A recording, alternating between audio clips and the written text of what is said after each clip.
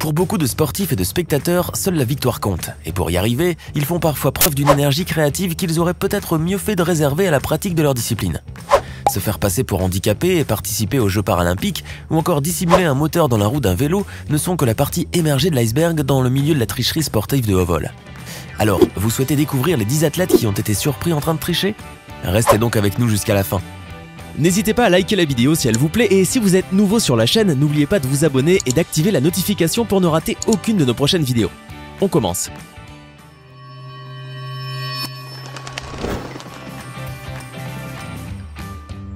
En 2014, lors d'un match de baseball opposant les Yankees de New York aux Red Sox de Boston, le lanceur Michael Pineda a commis une erreur qu'il n'a pas tardé à regretter amèrement.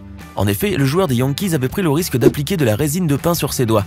Un tel procédé permet à la balle, lorsqu'elle est lancée, d'avoir une trajectoire plus imprévisible, donc plus difficile à frapper.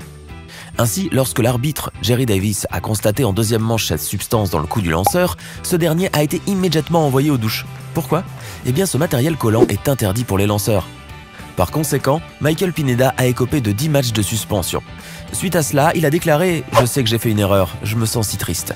On peut dire que le joueur gardera l'image du tricheur collé sur le front un bout de temps. Le célèbre boxeur mexicain Antonio Margarito a longtemps fait parler de lui. Et ce n'est pas sans raison. Champion du monde des poids welters WBO, Antonio a défendu son titre durant de nombreuses années. Toutefois, en 2009, un énorme scandale a éclaté après que des bandages rigides ont été découverts dans son sac, juste avant le début de son combat contre Shane Mosley. Cette pratique peu scrupuleuse, bien connue dans le milieu, permettait à Margarito d'infliger des coups très puissants à ses adversaires, puisque ses bandages étaient trempés dans du plâtre. Bien entendu, une fois qu'il a été pris la main dans le sac ou dans le bandage, il a été suspendu pendant 1 an. À cause de cette tricherie, les combats d'Antonio font depuis l'objet de controverses importantes car de lourds soupçons pèsent sur ses matchs précédents. Avait-il toujours eu recours à cette tricherie? On ne le saura peut-être jamais. Aux Jeux Olympiques de 1984 à Los Angeles, Madeleine de Rezos représentait Porto Rico en tant que sauteuse en longueur et sprinteuse. Cependant, un événement tout à fait inattendu a eu lieu lors de la compétition du saut en longueur. L'athlète s'est blessé à un tendon. Madeleine était alors dans une situation très délicate. En effet, sa blessure ne lui permettait pas de se préparer pour le relais 4x400, qui avait lieu 6 jours plus tard. Face à un tel constat, Madeleine a eu l'idée de demander à sa sœur jumelle Margaret, présente à Los Angeles en tant que spectatrice, de la remplacer sur la ligne de départ.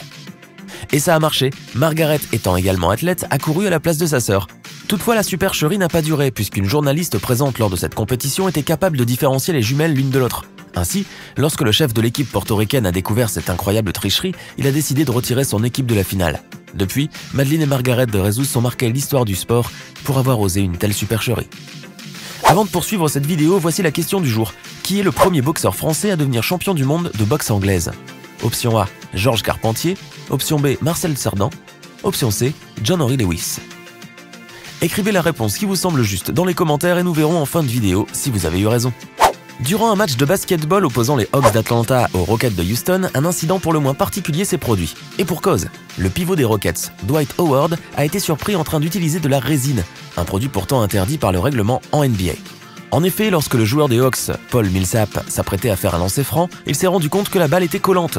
Suite à cela, Dwight a reconnu après le match avoir justement utilisé le produit.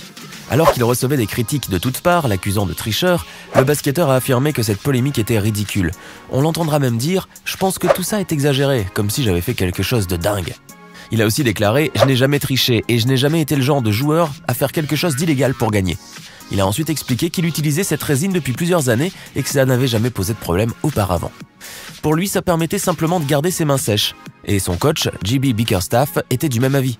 Fort heureusement, Dwight Howard n'a pas reçu d'amende et n'a pas été suspendu. Le basketteur l'a donc échappé belle. En 2012, 8 joueuses de la sélection chinoise de badminton ont été à l'origine d'un grand scandale lors des Jeux Olympiques de Londres. La raison est que ces athlètes n'ont pas fait tout leur possible pour gagner leur match de poule, allant même jusqu'à perdre volontairement. Cela pourrait sembler certes étrange, mais en réalité, c'est là une tactique qui permettrait aux joueuses de faciliter leur rencontre future dans la compétition en quart de finale, en affrontant des équipes moins bien placées dans le classement. En conséquence, les 8 joueuses ont été exclues des Jeux Olympiques. Il faut dire que les conséquences de cette tricherie sont très lourdes, d'autant plus que la joueuse chinoise Yu Yang a annoncé qu'elle arrêtait sa carrière suite à cette affaire. Dans la catégorie tricheurs professionnels, il y a ceux qui trichent subtilement, et puis il y a ceux qui trichent avec un tel aplomb que cela en devient presque du génie. Et c'est le cas de Rosie Ruiz. Cette dernière est devenue tristement célèbre en 1980 lors du marathon de Boston. Durant cette compétition, Rosie a en fait été la première femme à franchir la ligne d'arrivée, sauf que personne ne l'a vue sur le parcours. Mais comment est-ce possible? Eh bien en réalité, elle avait logé dans un hôtel situé près de la ligne d'arrivée et au moment propice, elle s'est glissée à travers la foule. C'est alors qu'elle s'est versé une bouteille d'eau sur la tête pour simuler une transpiration abondante, a traversé la foule pour rejoindre les coureurs à moins d'1 kilomètre de l'arrivée et s'est même permis le luxe de lever les bras en guise de victoire. Le problème est qu'elle ne s'était pas rendu compte qu'elle était devant le peloton de tête. Elle a donc fini première bien malgré elle. Suite à cela, elle a été interrogée par des journalistes et a rapidement été démasquée. Sa supercherie lui a donc valu d'être disqualifiée au profit de Jacqueline Garraud, qui, elle, avait réellement couru la totalité de l'épreuve. D'ailleurs, même pour avoir eu le dossard du marathon de Boston, Rosie Ruiz avait triché. En effet, après avoir réalisé une excellente performance durant le marathon de New York, Rosie a pu être qualifiée pour Boston. Cependant, à la place d'avoir couru, elle avait pris le métro. Le nom de Femke van den Driesche est entré dans les annales du cyclisme pour son plus grand malheur. Cette jeune cycliste belge est la première athlète à être surprise en flagrant délit dans le cadre d'une fraude technologique. En effet, suite au contrôle effectué lors des championnats du monde de cyclocross, il a été découvert que Femke avait dissimulé un moteur électrique dans l'un de ses vélos.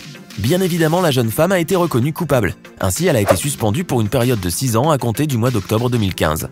En plus de cela, elle a écopé d'une amende de 18 180 € et a été privée de ses titres, notamment ceux de championne d'Europe des moins de 23 ans et de championne de Belgique. Espérons que ces 6 années lui permettront d'envisager de la jouer réglo la prochaine fois qu'elle enfourche un vélo.